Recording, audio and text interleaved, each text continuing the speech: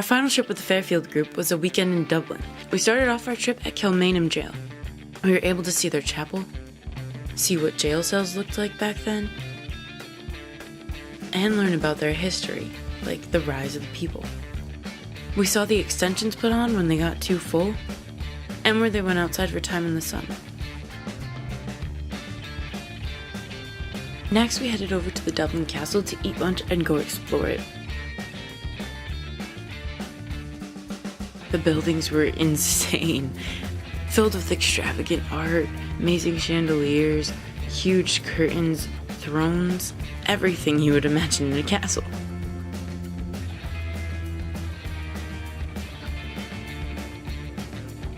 Next, we walked over to Christ Church, which is really famous in Dublin.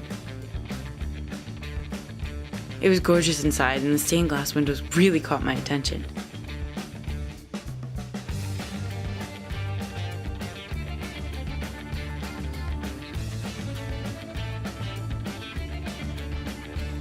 We toured around and saw the different altars as well as the crypt.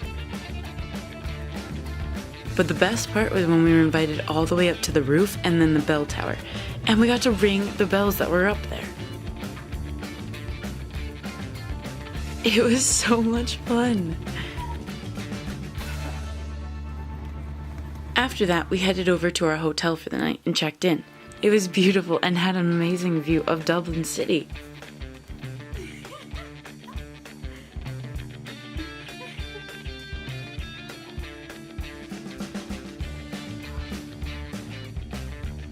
After that, we all headed out to dinner together, and there was even storytelling while we ate. Stories about fairies and fables of Ireland. It was so entertaining.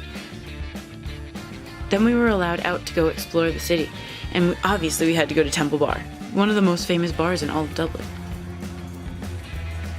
We even caught some live music. The next day, we started our trip off at the Little Museum of Dublin.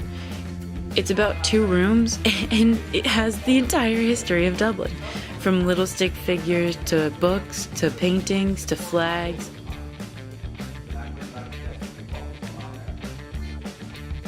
It has pictures of every event and has them sorted into years, so it's easier for the tour guide to go around.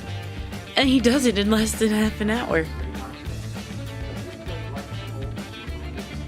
Then we were allowed to explore a little again.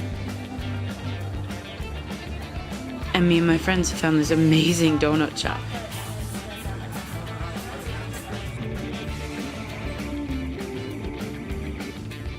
Then we walked through Trinity College to get to the Book of Kells, which we weren't allowed to take pictures of.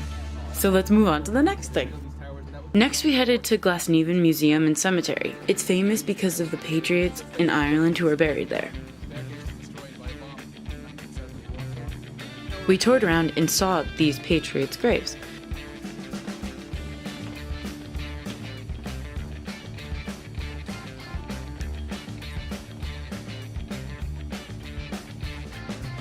Such as this extravagant one at the very bottom of this huge tower. Next was the best part, what everyone in the group was waiting for. We headed to the Guinness Museum and Storehouse. It was already set up with Christmas lights, and we went to dinner first. Obviously, I had the beef and Guinness stew. Then we met up with the tour guide who brought us around. Tours aren't really a thing for most people, but they do them for huge groups that request them. They're usually like audio tours, but we had an actual guide, which is awesome. She told us all about how they make Guinness and store Guinness, and what's so special about it.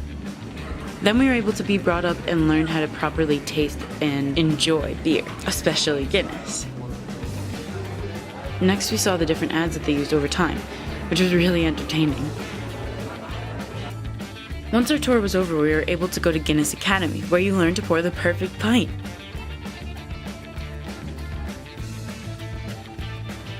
I know I may look bored, but I promise you, I'm focused. And then everyone gets a certificate at the end, like you just graduated school. Afterwards, we went up to the Sky Bar, which has an amazing view of all of Dublin City. After that, we had to head back to Galway, but it was definitely one of our best trips altogether.